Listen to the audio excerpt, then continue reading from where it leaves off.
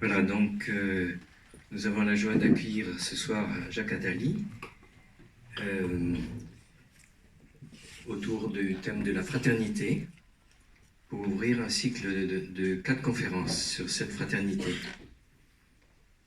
Il nous a semblé bon ces derniers mois, après ces derniers mois un peu chaotiques, et le maintien des gestes barrières, de consacrer ces conférences avec l'enjeu renouvelé de la fraternité. Ici même, la question de la fraternité est au cœur de notre vie spirituelle. Pour ceux et celles qui ne nous connaissent pas encore, nous sommes religieux missionnaires de 1600 à travers le monde, parmi eux 200 Français, et nous avons diverses missions à travers le monde. En France, entre autres, mission d'éducation auprès d'apprentis d'Auteuil, dans des paroisses en milieu interculturel, auprès de personnes à la marge et bien d'autres choses. Il y a en 2020 eu un appel du pape François à la fraternité, Fratelli Tutti, et je cite simplement une phrase de lui: rêvons en tant qu'une seule et même humanité, comme des voyageurs partageant la même chair humaine, comme des enfants de cette même terre qui nous abrite tous, chacun avec la richesse de sa foi ou de ses convictions, chacun avec sa propre voix, tous frères. Voilà. Ce soir, on va laisser la parole à Jacques Attali. Vous venez de faire paraître un ouvrage Faire réussir la France. Alors, est-ce que la fraternité est une manière de faire réussir la France aujourd'hui? Je vous laisse la parole. Je vous remercie, c'est un grand plaisir, un grand honneur d'être des vôtres. Je vais peut-être parler une petite demi-heure. Non, je ne vais pas le retirer. Pardonnez-moi, mais je préfère je pourrais, mais je pense que ce n'est pas raisonnable. Et je vous demande de le garder aussi, malheureusement.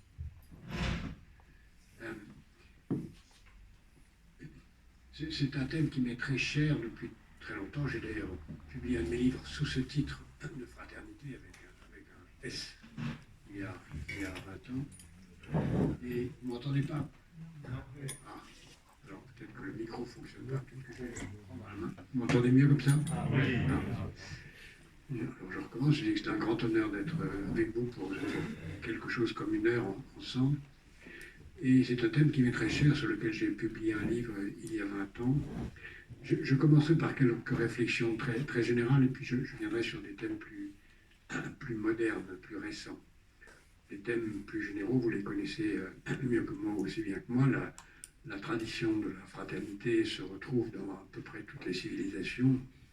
On le trouve dans la civilisation grecque, on le trouve en ce moment je travaille sur un livre sur les relations entre la pensée hindouiste et la pensée monothéiste, et on trouve dans la pensée hindouiste aussi énormément de choses sur l'importance de la fraternité. On le trouve bien avant même dans la pensée mazdaïste et dans la pensée vraiment antérieure au monothéisme qu'on trouve dans ce fascinant univers pré-babylonien. Et puis évidemment dans le monothéisme très tôt, l'idée de ce que les hommes sont tous frères est une évidence qui s'inscrit dans le message d'Abraham, puis dans la suite, avec la dualité entre nous sommes frères, mais en même temps nous sommes différents, et il est très important d'être frère, et il est très important d'être différent. Et cette dualité entre le frère et la différence va être très structurant dans la société humaine. On le retrouve ensuite avec le christianisme, et on retrouve dans la réaffirmation du message juif avec ce qui va être dit au IIe siècle avec le Talmud et avec tous les textes qui vont reprendre ce qui est dans le Lévitique sur tu aimeras ton prochain comme toi-même, etc., qui se trouve comme vous savez, dans le Lévitique avant d'être repris par les autres dimensions, les autres branches du monothéisme. Et puis ensuite, il y a eu toute une évolution où le concept a été repris, abandonné, repris, et jusqu'à la Révolution française, où il est repris d'une façon absolument géniale. On a d'ailleurs beaucoup de mal à trouver, j'ai cherché, mais c'est très difficile à trouver l'origine de cette formidable devise, liberté, égalité, fraternité, qui est d'une certaine façon assez indépassable, puisque la fraternité rend compatible la liberté et l'égalité. Sans fraternité, la liberté et l'égalité sont incompatibles. La liberté seule détruit l'égalité, l'égalité seule détruit la liberté. On l'a vu dans les deux, on le voit dans le capitalisme moderne, la liberté détruit l'égalité, on l'a vu dans le communisme, l'égalité détruit la liberté. Et il faut les transcender dans la dimension de la fraternité pour le rendre possible. C'est vraiment une devise absolument géniale. Et puis, avec le temps, le concept a pris différentes dimensions et aujourd'hui, on peut dire qu'il y a autour de la fraternité beaucoup de concepts qui tournent autour, qui sont voisins mais qui ne sont pas exactement les mêmes, qui sont ceux de l'altruisme, ceux de l'empathie, qui renvoient à des choses assez voisines, qui est puisque l'autre est mon frère, je dois me comporter d'une façon qui lui est utile. À l'opposé d'une autre conception des choses qui est je suis différent, donc je dois m'assumer seul d'abord. Et aujourd'hui, avec le temps, on voit se structurer vraiment deux idéologies ou deux conceptions modernes, l'une qui tourne autour de l'individualisme et l'autre qui tourne autour de l'altruisme, dans lequel la fraternité est une forme d'expression de l'altruisme. Celles qui tournent autour de l'individualisme sont aujourd'hui extraordinairement dominantes. Et elles sont dominantes et le sont de plus en plus parce que l'individualisme s'exprime de mille et une façons qui peuvent paraître incroyablement contradictoires, mais qui en fait rejoignent une idée commune. En fait, l'individualisme, c'est moi d'abord. Et c'est même moi d'abord tout de suite. Moi d'abord tout de suite. Et ce moi d'abord tout de suite, on le retrouve dans la pensée économique. L'homo economiste, qui est un homme qui s'occupe de lui tout seul, tout de suite. On le retrouve évidemment dans la dimension la plus frappante de l'économie, qui est la consommation. C'est moi d'abord, je veux consommer, et tout le matraquage publicité, c'est moi d'abord, moi d'abord, moi d'abord. On le trouve ensuite dans la pensée de l'individualisme politique, dans le libéralisme politique, qui a ce point commun avec le libéralisme économique que de faire la promotion de l'individu, qui est un grand combat, qui a du sens, mais qui est une promotion de moi d'abord. Moi, chacun de moi doit être libre au plein entier. Et qu'ensuite on trouve dans des versions plus ou moins dévoyées, qui sont celles du souverainisme, moi d'abord, du populisme, c'est le moi d'abord collectif, mais c'est le moi d'abord, et aussi dans des versions dévoyées ou pas, selon le regard qu'on a sur cet univers, dans le bouddhisme, qui est moi d'abord. Je me cherche, je me trouve, je recherche le bonheur, je cherche à échapper à la souffrance, et je me moque du reste du monde. Et il y a un extraordinaire continuum idéologique autour du moi d'abord qu'on retrouve dans un très grand nombre de points d'accès vers le bonheur, la consommation, le populisme, le racisme, l'individualisme et le racisme sous toutes ses formes. C'est le moi d'abord blanc, le moi d'abord non blanc, le moi d'abord de toutes les façons, le moi d'abord des hommes, le moi d'abord des femmes, le moi d'abord de chacun. Qu'on trouve aussi renforcé de plus en plus par les technologies d'aujourd'hui, qui sont des machines à pousser vers le moi d'abord. D'abord, il y a l'enfermement du moi face au spectacle. Le spectacle était très largement un lieu collectif. Il a commencé par le théâtre, qui lui-même était une forme, on y reviendra peut-être tout à l'heure, de cérémonie religieuse, le théâtre grec. Puis ensuite, qui s'est déplacé dans le temple, puis ensuite dans l'église. C'est de là d'où est sorti à la fois le théâtre, l'opéra, le concert, etc. Qui progressivement est devenu de plus en plus une activité solitaire par l'écoute, ce qui n'est plus l'écoute du concert ou de la musique religieuse au temple ou à l'église, mais qui est l'écoute solitaire du disque, puis l'écoute solitaire du streaming et toutes les technologies qu'on connaît aujourd'hui, vraiment solitaire par l'isolement que représentent les écouteurs, etc. Et donc, tout cela s'est développé, a développé une activité, une dimension supplémentaire de la solitude du mois d'abord, qui aujourd'hui se renforce encore plus avec les jeux vidéo, qui sont, sur lesquels je vais dire un mot dans une seconde. Mais avant les jeux vidéo, ou à côté des jeux vidéo, il y a les réseaux sociaux qui sont des machines à renforcer le moi d'abord, puisque on ne trouve de gratification qu'en étant entouré de gens qui pensent comme vous, qui vous soutiennent. Et donc on s'enferme dans un univers où on est le centre narcissique d'attention, sans s'occuper des autres. Jusqu'à aller au point extrême du moi d'abord, qui est celui qui vient, qu'on pouvait voir depuis longtemps. Moi j'avais écrit un roman curieusement qui parlait d'ailleurs de ce que signifierait le retour ou la venue du Messie aujourd'hui, et dans lequel j'avais imaginé un univers où nous serions entourés d'hologrammes. J'avais écrit ça il y a assez longtemps, et c'est ce qui va arriver. Par le point d'entrée qui va être le plus commode pour l'entrée de l'hologramme, nous ne sommes pas loin de la fraternité, vous allez voir dans une seconde, qui est le jeu vidéo. Parce que tout va passer par le jeu. Tout passer par la distraction, tout passer avant par le religieux et l'art, tout passe par la distraction, mais la distraction va de plus en plus basculer vers le jeu vidéo. Or, le jeu vidéo, si vous voyez comment il évolue, c'est fascinant, il évolue justement vers naturellement un jeu qui peut être en ligne ou pas, mais qui est de toute façon une activité solitaire. Je reviendrai sur quelques exemples contraires, et dans lequel la dimension à venir, c'est celle de l'hologramme. C'est très intéressant de voir que Facebook,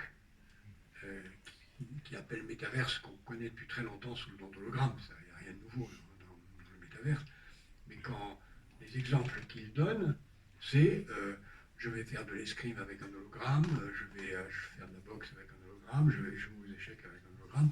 Autrement dit, on va dépenser des sommes folles pour faire seul ce qu'on pourrait faire avec son voisin. Mais ce détour va rapporter énormément d'argent, va nous permettre de jouer fictivement avec des très grands champions, qui seront en fait pas du tout là, qui seront simplement des intelligences artificielles, mais on en arrive au point où on aura, au nom de l'individualisme gratifié, enfermé chacun d'entre nous dans des bulles de solitude extrême, qui sont des bulles de drogue aussi, de drogue de narcissisme de la consommation, du plaisir qui sera renforcé parce que ces machines feront en sorte qu'on gagne quand parce que si on ne gagne pas, on ne pourra plus, etc. Donc on a un univers de narcissisme extrême qui est en train de se mettre en place, dans lequel toutes les idéologies dont je parlais tout à l'heure ne sont que des prémices, comme une sorte d'ouverture d'une symphonie grandiose dont le point ultime est la solitude technocratique et technologique de l'être humain, qui deviendra prisonnier des machines et qui lui-même à la fin sera une machine. Donc c'est une société d'une juxtaposition dans le travail, on a aussi la même chose, où les gens sont de plus en plus solitaires et poussés de plus en plus à être égoïstes. Et les entreprises sont de plus en plus des collections de mercenaires déloyaux. Essayez de réfléchir si dans les entreprises dans lesquelles certains d'entre vous travaillent, vous n'êtes pas déjà dans un regroupement de mercenaires déloyaux. Mercenaires parce que les gens, pour la plupart, ne sont là que pour l'argent qu'ils peuvent y gagner ou la carrière qu'ils peuvent y faire, sans y chercher ou trouver du sens. Déloyaux parce que, on le voit d'ailleurs en ce moment d'une façon particulièrement brutale, quand on n'est pas content, on s'en va. Et on s'en va d'une façon rapide, brutale, où on est chassé, mais où on s'en va. Et aujourd'hui, c'est plutôt on s'en va qu'on est chassé. Ça veut dire qu'il y a une reprise en main de l'individu sur sa vie, et tout ça s'inscrit dans un contexte d'une idéologie très séduisante, qui est celle de la liberté. je suis libre, je fais ce que je veux, et c'est moi d'abord. Mais dans le moi d'abord, il y a le moi d'abord tout de suite. Parce que c'est pas moi d'abord dans 20 ans, c'est pas moi d'abord dans 30 ans, c'est moi d'abord maintenant. Et c'est là où la bataille idéologique avec ce qu'on peut appeler la fraternité, c'est-à-dire la prise de conscience de l'importance des autres, de l'importance de partager avec les autres, de l'égalité de traitement avec les autres est essentielle. Et c'est là où on se rend compte qu'aujourd'hui, non seulement cette fraternité est battue en brèche de toutes les dimensions, mais elle est battue en brèche entre les riches qui se disputent chacun, entre les pauvres qui se disputent aussi chacun, mais en même temps, il y a des signes inverses. Et l'idéologie de l'altruisme n'a pas pour autant perdu. En tout cas, dans deux dimensions très importantes. Une qui est aujourd'hui très importante et très visible, et l'autre qui s'annonce pour un peu plus tard. Celle qui est aujourd'hui très visible, qui commence à l'être, c'est le fait qu'on a intérêt à être altruiste. On a intérêt à être fraternel. C'est ce que j'appelle l'altruisme rationnel, ou la fraternité intéressée. C'est d'ailleurs frappant de voir que Adam Smith, le grand économiste qui a écrit ce livre sur la richesse des nations, avait écrit avant, quelques années plus tôt, un autre livre sur l'altruisme, qu'il considérait comme plus important que son livre sur la richesse des nations. Et en gros, il expliquait des choses très simples dans les deux livres, c'est que pour qu'un boulanger réussisse, il faut que ses clients soient contents. Donc, nous avons intérêt, le boulanger a intérêt à être altruiste. Il a intérêt à considérer que l'autre est son frère et qu'il doit le traiter le mieux possible. C'est son intérêt. Et d'une façon plus large, aujourd'hui, on voit de très nombreux exemples de cet intérêt que nous pouvons avoir à ce que l'autre soit le mieux traité possible. Alors on le voit, l'autre dans la présence du maintenant, l'autre maintenant, on a intérêt que l'autre maintenant soit vacciné, parce que si l'autre maintenant n'est pas vacciné, ça me crée un problème à moi. On a intérêt à ce que l'autre maintenant soit bien formé, parce que s'il est barbare ou inculte, ça va créer des problèmes pour moi. On a intérêt à ce qu'il puisse bien vivre chez lui, même si on n'a pas prêt à accueillir des migrants. On a intérêt à ce que chez eux ils soient bien, qu'ils n'aient donc pas de raison de venir chez nous. Donc on se rend compte qu'on a intérêt, dans de très grand nombre de dimensions, à ce que l'autre soit bien. C'est cet altruisme rationnel, cette fraternité égoïste, qui est un oxymore, mais qui est un point de passage de l'égoïsme vers la fraternité, qui est un point de passage qui est aujourd'hui évident dans un très grand nombre de domaines. Et puis il y a, toujours dans cette dimension de l'altruisme, de la fraternité intéressée, en dehors de la dimension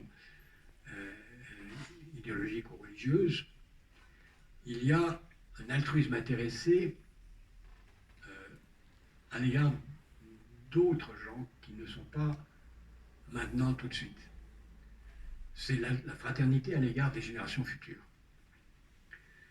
Ce n'est pas une fraternité évidente, mais c'est la fraternité majeure. Marx, je veux dire, l'autre Marx, Groucho Marx, disait je ne vois pas pourquoi je m'intéresserai aux générations futures, qu'est-ce qu'elles ont fait pour moi. Ce qui est un argument à l'apparence très fort et qui est l'argument de ceux qui parlent au nom de l'égoïsme. Qu'est-ce qu'elles ont fait pour moi? Or, si on veut bien y réfléchir une seconde, on s'aperçoit que cet argument ne tient pas.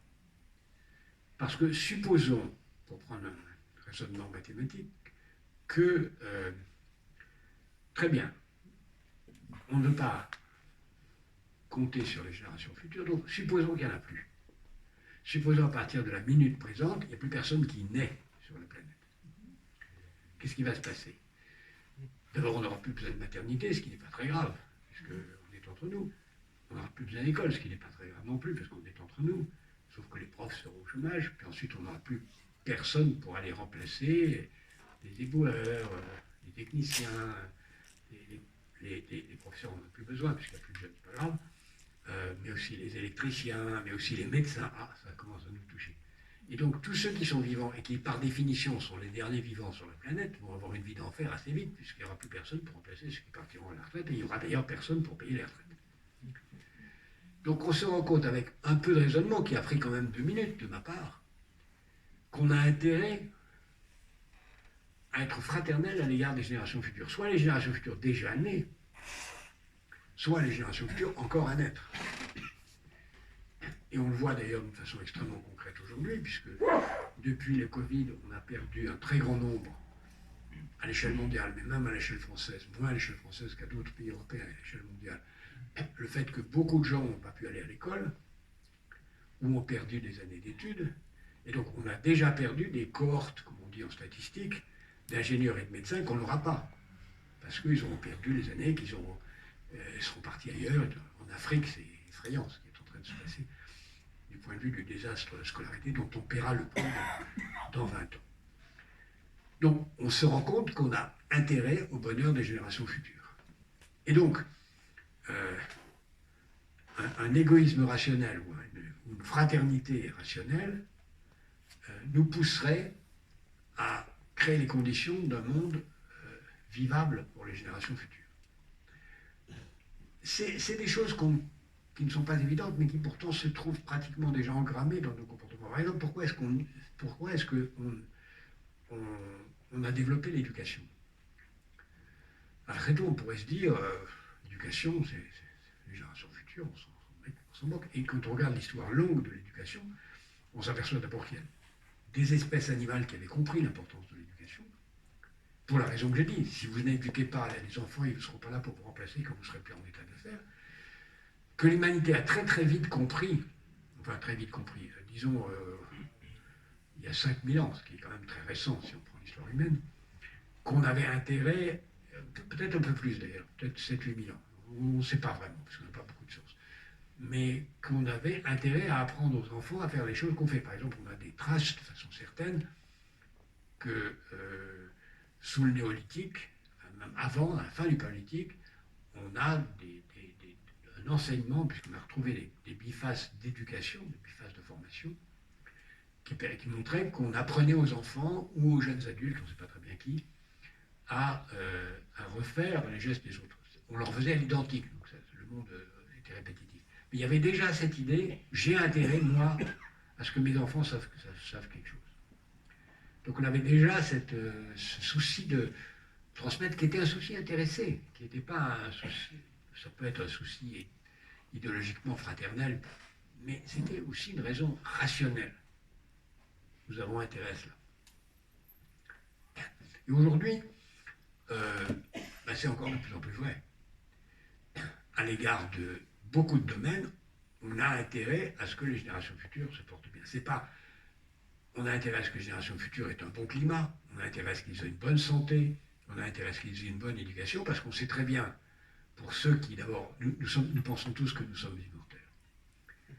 Donc nous pensons tous que nous serons là encore dans 20 ans, dans 30 ans, dans 40 ans. Donc on se dit, ceux qui sont jeunes aujourd'hui et qui seront aux affaires avec moi dans 20 ou 30 ans, j'ai intérêt à ce qu'ils soient bien formés, j'ai intérêt à ce qu'ils soient en situation d'avoir un bon climat, parce que moi aussi j'aurai besoin d'eux pour que le climat soit bon quand je serai là, ou quand je serai à la retraite, ou quand je serai plus là.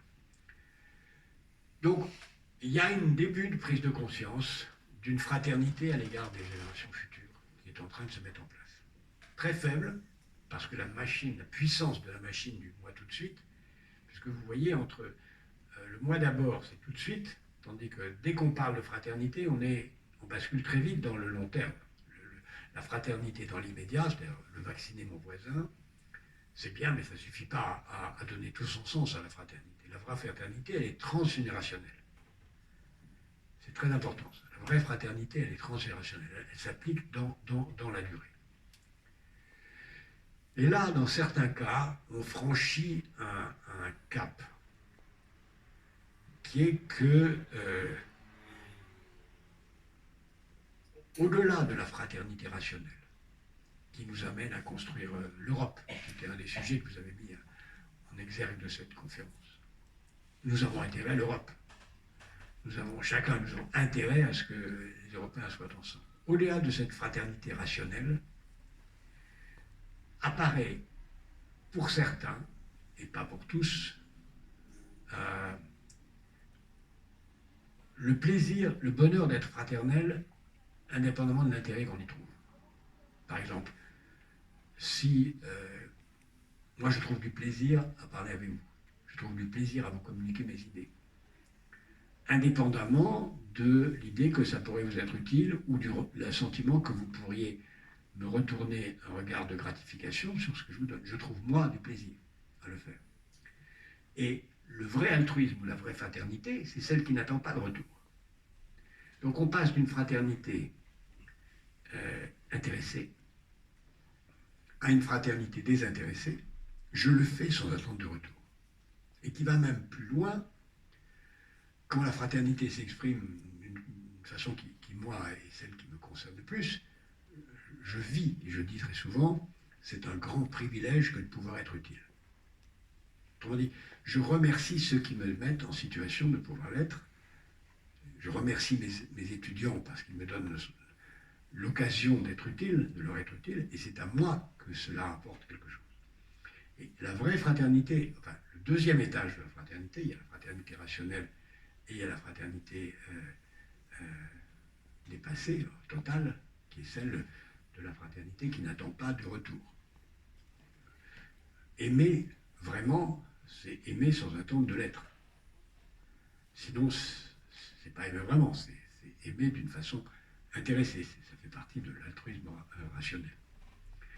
Et au-delà de cela, il y a une troisième dimension de la fraternité qui est en train d'apparaître, qu'on appelle aujourd'hui, dans un langage technocratique, en anglais, puisque l'anglais est en train de tout prendre, One Health. One Health, c'est un concept extrêmement rudimentaire, mais qui consiste simplement à dire que nous sommes, tous les êtres vivants doivent être considérés comme des frères, et nous avons, nous humains, à considérer les autres êtres vivants comme nos frères.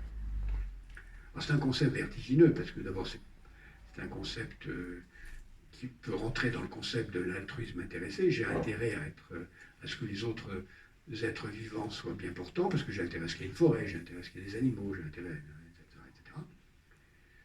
Donc ça rentre dans l'altruisme, dans la fraternité rationnelle. Mais on peut imaginer d'aller plus loin et dire que les autres êtres vivants, indépendamment de l'intérêt qu'ils trouvent, ont une raison d'être eux-mêmes pleinement. Comme moi, si je pense que j'ai intérêt à être fraternel, je pense que les autres ont aussi les mêmes droits.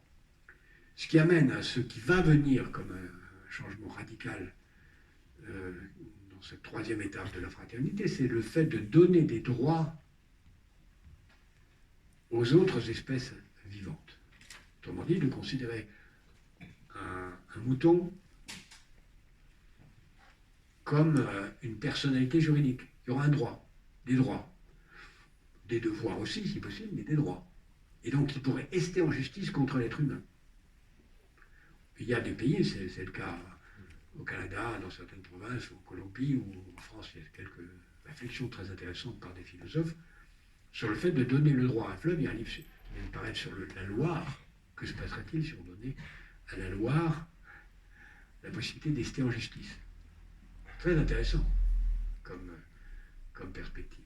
Donc ça veut dire ce concept de One Health ou de fraternité globale qui ouvre à des perspectives phénoménales, qui sont des perspectives vertigineuses par rapport à ce que nous sommes et à ce qu'est la nature humaine aussi. Et je reviens là-dessus parce que je suis peut-être un peu lourd et assez loin de ce que vous m'attendiez, parce que vous m'attendiez peut-être sur la France, le programme présidentiel, et je n'avais pas envie de parler de ça.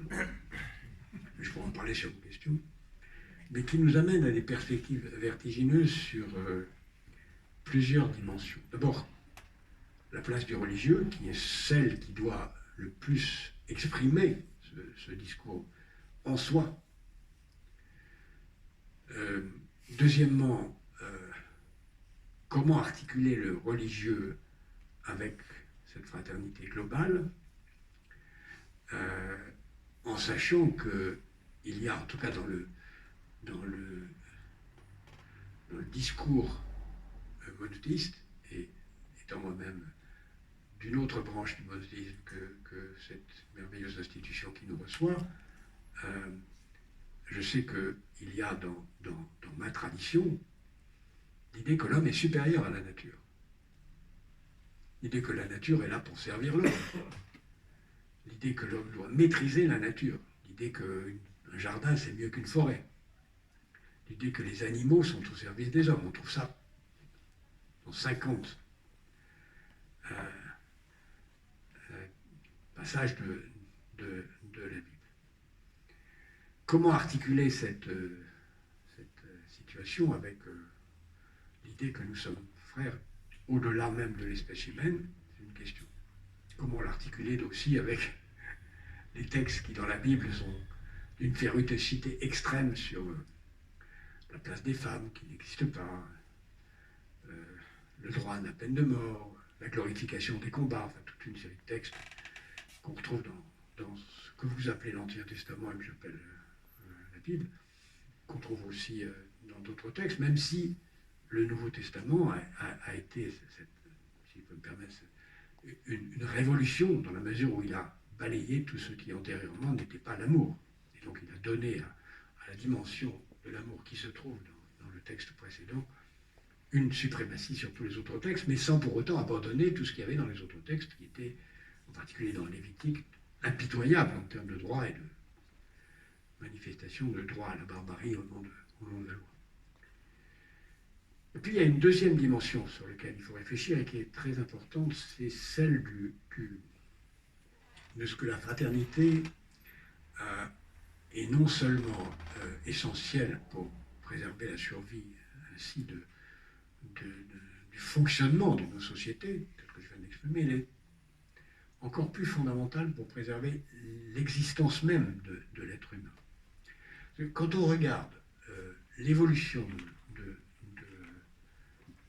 la condition humaine depuis l'Antiquité, on s'aperçoit que nous sommes dans une histoire qui peut se résumer à une phrase très simple, nous sommes dans une histoire dont la fonction est d'être une machine à traduire l'homme en un objet. Pourquoi? Bien parce que nous avons tous besoin de donner une réponse à la peur de la mort. On a très longtemps donné des réponses religieuses, et puis pour des tas de raisons, les hommes ne s'en sont plus contentés et ont cherché une réponse à la peur de la mort terrestre. La santé, la transmission aux générations futures, l'inscription dans l'histoire, etc. Et on se rend compte aussi que pour beaucoup d'hommes, cette réponse-là ne suffit pas. D'où l'idée qu'on voit apparaître chez certains de ce qu'on appelle le transhumanisme, c'est-à-dire l'idée que la réponse à la peur de la mort, c'est l'immortalité terrestre, non pas dans un au-delà plus ou moins imaginaire, qui a été peu à peu construit à travers les siècles depuis Ézéchiel, disons, jusqu'à Saint-Augustin au moins, avec différentes variantes sur ce qu'est l'enfer, le paradis, tout ça, mais qui est, non, mais ça ne m'intéresse pas, ce qui compte c'est l'immortalité. Et l'immortalité terrestre, qui est le grand combat que beaucoup espèrent mener, et en fait veut dire transformer l'homme en quelque chose qui pourra survivre. Mais est-ce que c'est encore l'homme? Est-ce que c'est encore un être humain? Ou est-ce que c'est pas progressivement transformer l'homme en une prothèse qui progressivement aura des organes artificiels, des organes de remplacement, des aspects divers? Au fond, nous sommes dans cette pièce tous mortels. Tous ceux qui sont dans cette pièce mourront un jour. Cette table sera encore là. Autrement dit, nous avons tous conscience que les objets sont plus durables que nous. Et nous avons l'idée, en tout cas certains, qu'au fond, si on devenait un objet, on serait beaucoup plus immortel que si on restait un être vivant. Ce qui est absurde, parce que ça veut dire d'être immortel en étant mort. Ça n'a pas de sens. Mais pourtant, c'est vers ça qu'on va. Et la grande bataille de la fraternité, ça consiste à dire, wait a minute. il est plus important d'être un être vivant, un être d'amour, un être d'échange, qui pense le destin de la conscience humaine dans le progrès de la conscience et non pas de la matière, qui cherche la raison d'être de l'humanité dans la prolongation de son existence pour trouver une réponse aux questions qu'il ne sait même pas encore formuler, parce que nous ne savons pas encore formuler toutes les questions que j'ai trouvées si bien formulées dans quelqu'un dont je ne sais pas s'il est en odeur de sainteté ici, mais qui pour moi est un de mes maîtres, c'est-à-dire le père Teilhard de Chardin, qui pour moi est un très grand philosophe qui avait compris qu'une des raisons d'être de l'humanité, c'était de devenir un esprit pur, et non pas un objet. Un esprit pur collectif, une sorte de fraternité spirituelle, qui permettrait peut-être un jour de trouver une réponse à la question, mais bon Dieu, pourquoi est-ce qu'on existe? Pourquoi est-ce que le hasard a fait que, après tant d'histoires et d'aventures depuis 13 milliards d'années, on est arrivé à se poser la question même du sens? Et je pense que la vraie raison de la fraternité, c'est ça. C'est de créer progressivement une réponse immatérielle contre la matière, contre l'immortalité matérielle, dans la recherche du pari qu'un jour peut-être, dans 1000 générations, les esprits se dépassant, peut-être avec les esprits d'autres espèces, parce que peut-être qu'un jour, on saura ce que disent les arbres, on saura ce que pensent les chats et les chiens, on pourra converser avec eux, ils nous apprendront beaucoup. Quand on devine un peu ce qu'ils pensent, on a l'impression de savoir vertigineux, mais on ne sait pas encore. Et peut-être qu'un jour, en mettant tout ça en commun, la fraternité nous apportera une réponse. Je vous remercie.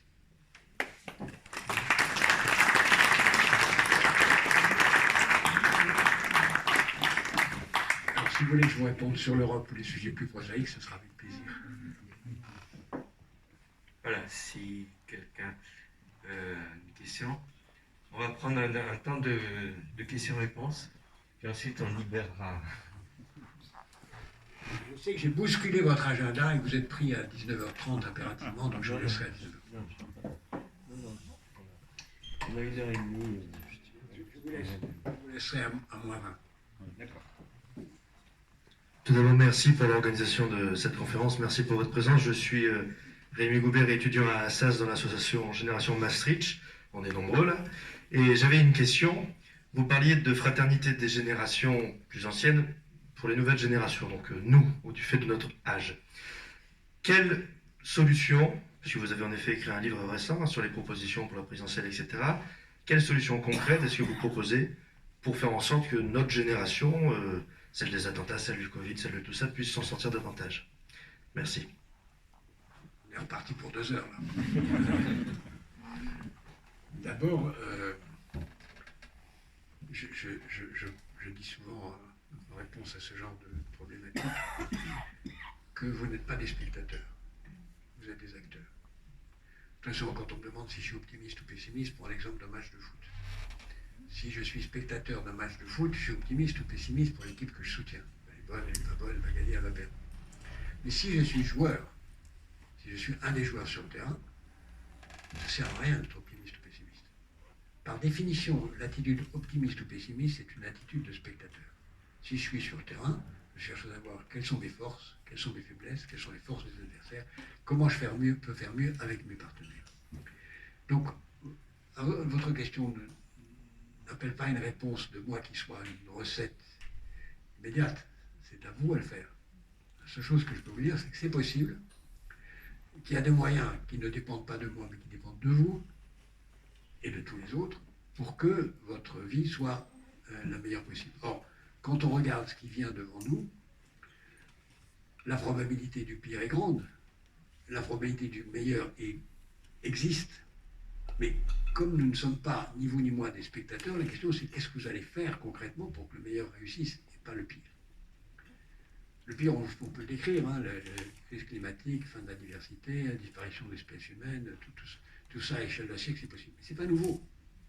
Depuis 1945, on sait que l'espèce humaine peut se détruire avec l'arme nucléaire.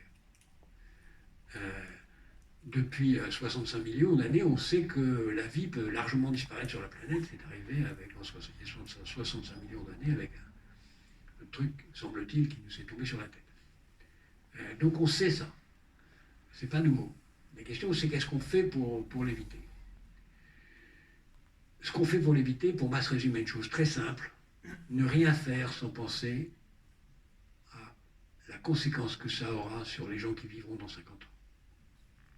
Ce qui se résume aussi à des choses très simples. Tous ceux qui, dans cette salle, ont des enfants, savent ou devraient savoir que la première chose que font les parents, c'est de se dire, est-ce que ce que je fais est utile aux enfants? Or, par égoïsme, très souvent, les parents disent, pour les enfants, ils vont me suivre, ils se débrouilleront.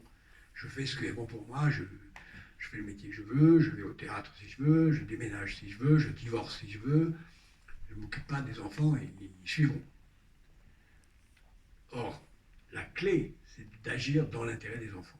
À la fois parce qu'au bout de la route, c'est là où on trouve son plaisir, et ensuite parce que ce sont les enfants qui créeront les conditions de notre propre survie par rapport à l'altruisme. Donc, toutes les mesures dépendent de ça. Et ma réflexion problématique ou programmatique par rapport à ça s'articule autour de 3 idées. Première idée, l'altruisme ou la fraternité à l'égard des générations futures. Deuxième idée, construire une société que j'appelle une société positive, c'est-à-dire une société où tout est fait dans l'intérêt des générations futures. Tout. Tout est construit dans leur intérêt, à chaque instant du regard. Troisième niveau, dans le champ de l'économique, ne privilégier que les secteurs qui sont utiles à une société positive, elle-même utile à la fraternité de long terme. Qu'est-ce que c'est que, quels sont les secteurs économiques qui sont favorables aux générations futures? C'est ce que j'appelle les secteurs de l'économie de la vie, par opposition à l'économie de la mort, et tout ce qu'il y a à faire aujourd'hui, c'est à faire disparaître au plus vite les secteurs de l'économie de la mort, qui sont tout ce qui tourne autour des énergies fossiles, tout ce qui tourne autour, c'est-à-dire les énergies fossiles elles-mêmes, la mobilité fossile, le tourisme fondé sur les énergies fossiles, le plastique, la chimie, les vêtements que nous portons les uns les autres, tout ce qui tourne autour de ça, le plastique, etc. Tout ce qui tourne autour d'autres éléments de la mort, c'est-à-dire le sucre artificiel, une mauvaise agriculture, les autres formes de drogue et de poison de toute nature, y compris un usage excessif des jeux vidéo. Et quand on regarde ces secteurs-là, c'est 60 à 70% du PIB mondial. En France, c'est plus de 60%. Le reste, les secteurs de l'économie de la vie, santé, éducation, recherche, culture, énergie renouvelable, digitale, agriculture saine, alimentation saine, finances durables, c'est entre 35 et 40% du PIB. Donc le chantier est simple. Par tous les moyens de la production, de la consommation, du vote, du comportement comme épargnant, du comportement militant, du comportement associatif, maximiser la part de l'économie de la vie sur l'économie de la mort dans chaque dimension. Ça dépend de chacun de nous. On peut le faire comme consommateur, comme travailleur, comme épargnant, comme citoyen, comme militant associatif, dans toutes les dimensions. Ça, c'est la chose première à faire.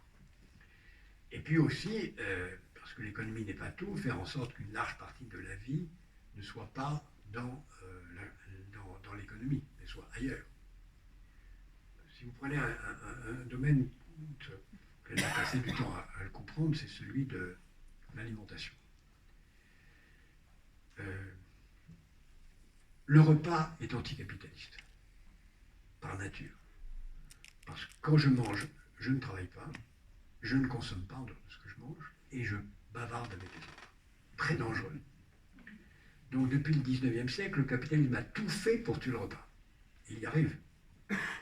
On passe de moins en moins de temps ensemble, on ne déjeune plus, on ne dîne plus, on grignote tout au long de la journée, on devient obèse, donc malade, donc on prend des médicaments, etc. etc. Donc il y a une sorte de structure, je ne dis pas de complot, mais de structure qui a créé un énorme marché économique là où il ne devrait pas y en avoir.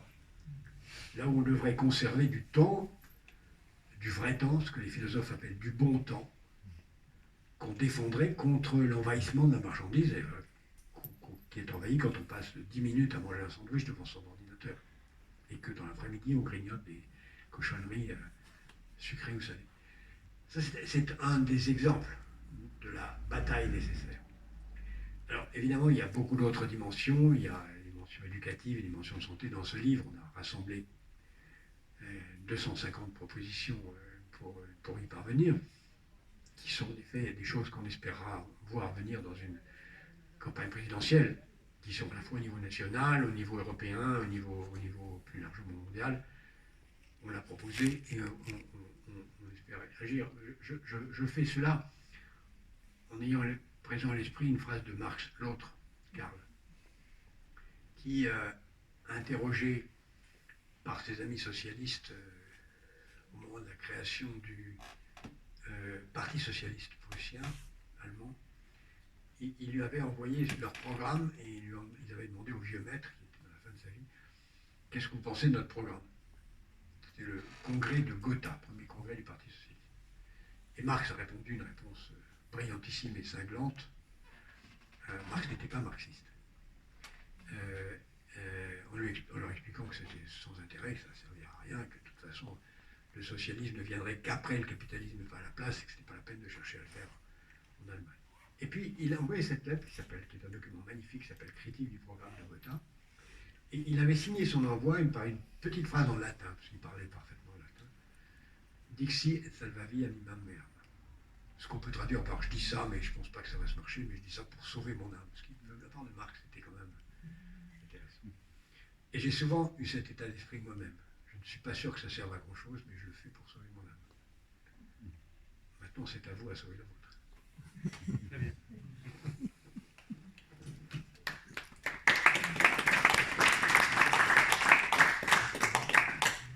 On a encore 10 minutes, si vous voulez. Une petite question. Comment vous articulez la fraternité par rapport aux deux autres notions qui sont la solidarité ou le communautarisme? Vous savez, c'est le personnage de Humpty Dumpty, le lapin dans Alice au Pays des Merveilles, qui disait les mots veulent dire ce que je décide qu'ils veulent dire, la question est de savoir qui est leur maître, le maître, eux ou moi. Donc on peut prêter à ces mots des sens différents. Pour moi, la solidarité, c'est quelque chose de très limitatif. C'est le fait d'avoir conscience qu'on a intérêt à être ensemble pour réussir quelque chose de commun. Ce n'est pas aussi vaste et aussi profond que la fraternité qui a la plus de conscience du respect du droit égal de l'autre. Le communautarisme, c'est très dangereux pour moi parce que ça veut dire que je ne suis frère que de ceux qui sont dans ma communauté. Et donc là, ça ouvre à tout ce qu'on voit, tous les dangers, les dérives d'aujourd'hui. Donc, la solidarité est la dimension la plus sommaire au sens de social de la fraternité, qui est, elle, un concept philosophique, et le communautarisme est un dévoiement de la solidarité, pour moi.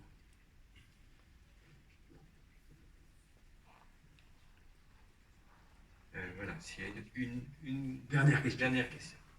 Axel.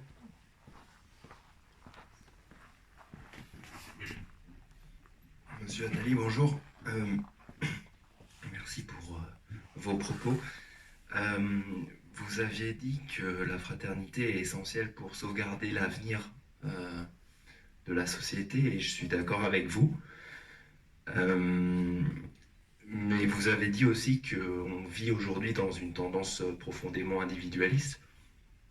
Et dans ce contexte, je me demande si, disons, je pense que l'homme n'est pas naturellement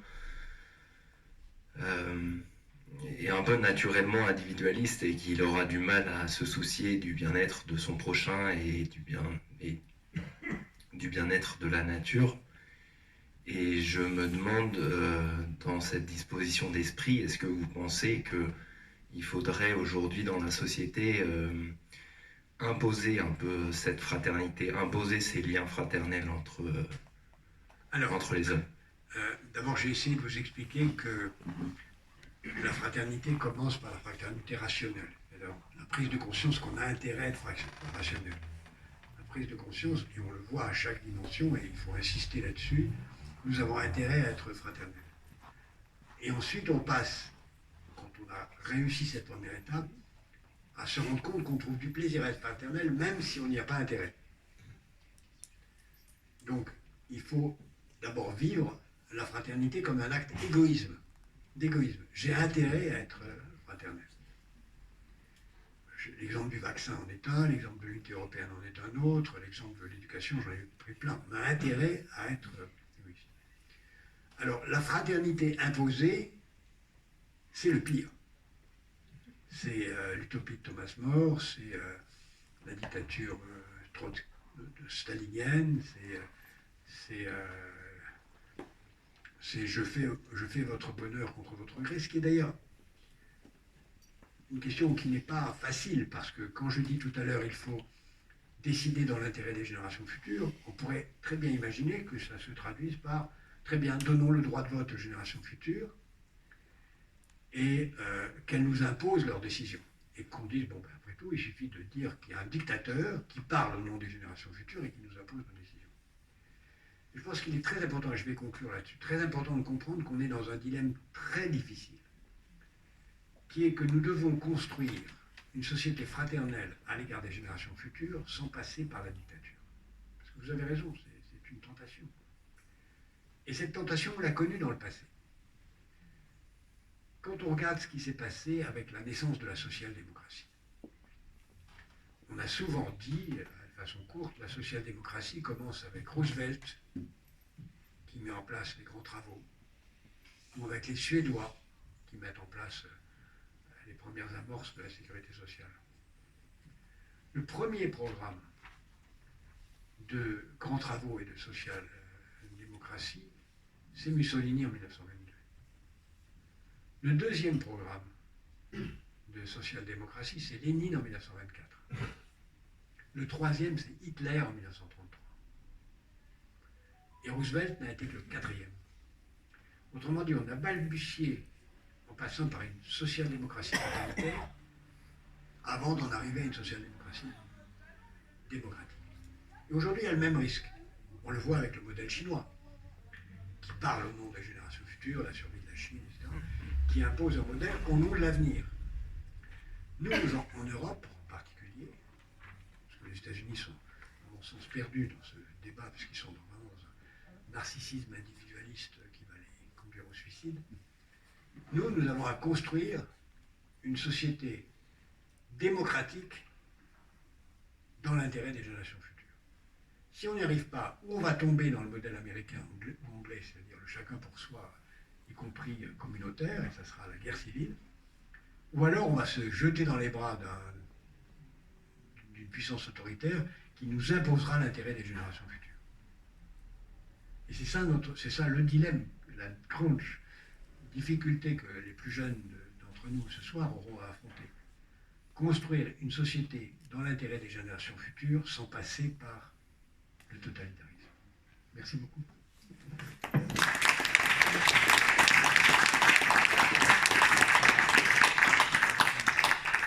Merci beaucoup Jacques Attali pour ces paroles. Et je vous remercie tous personnellement d'être venus ce soir.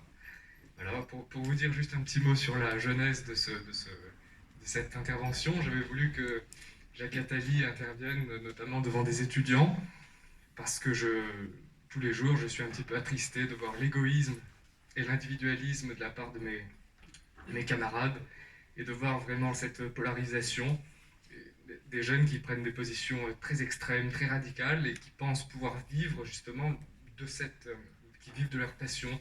Et je trouve qu'il n'y a plus de rationalité, plus de consensus, plus de bon sens. Voilà, donc je garde foi en la vertu de l'espérance toujours.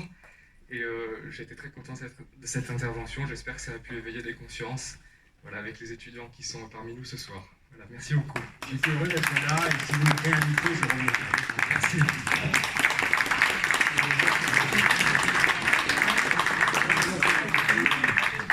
Alors,